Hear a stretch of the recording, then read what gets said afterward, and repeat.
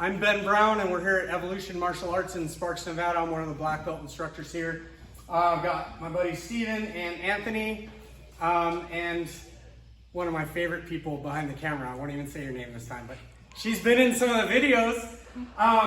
Why are there three of us? I just had hip replacement surgery a week ago, so I can't do any jiu-jitsu. This is the extent of the physicality that I can do right now, but what's awesome is I've got these guys to demonstrate everything. What we're gonna talk about in this video is frames, how to beat frames, and there's one little like hack that'll kind of make all of your guard passing a little bit easier. So Steven, you're on bottom. With any guard pass, the person is, once you get past their knees and you're trying to connect to their hips, what are they gonna run into? Frames. They're always gonna run into the frames of your arms, okay? That's what's gonna happen. Any guard pass. So let's do a Toreando pass real quick. You don't even have to be perfect with it. Shin pin, okay? He picks a side, stop real quick. So as he gets around the knee, see you guys, as he gets around the knee, he's gonna run into Steven's frames.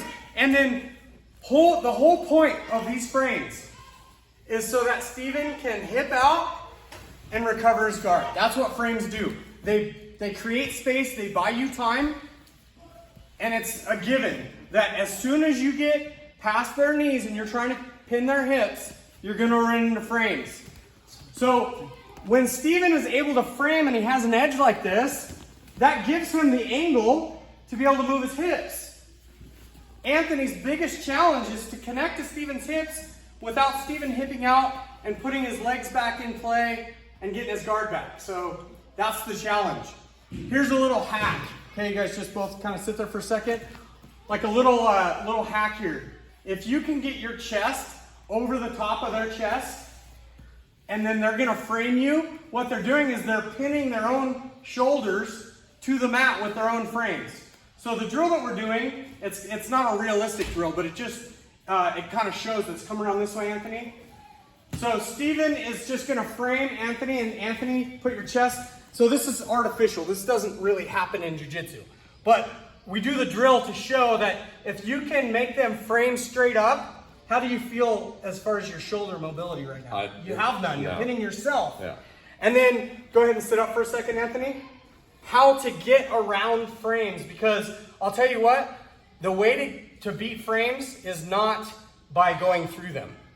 A good frame is in place because it's good structure. It's like scaffolding. We're both firefighters. It's like cribbing when you want to lift a car up, right? You don't go through that.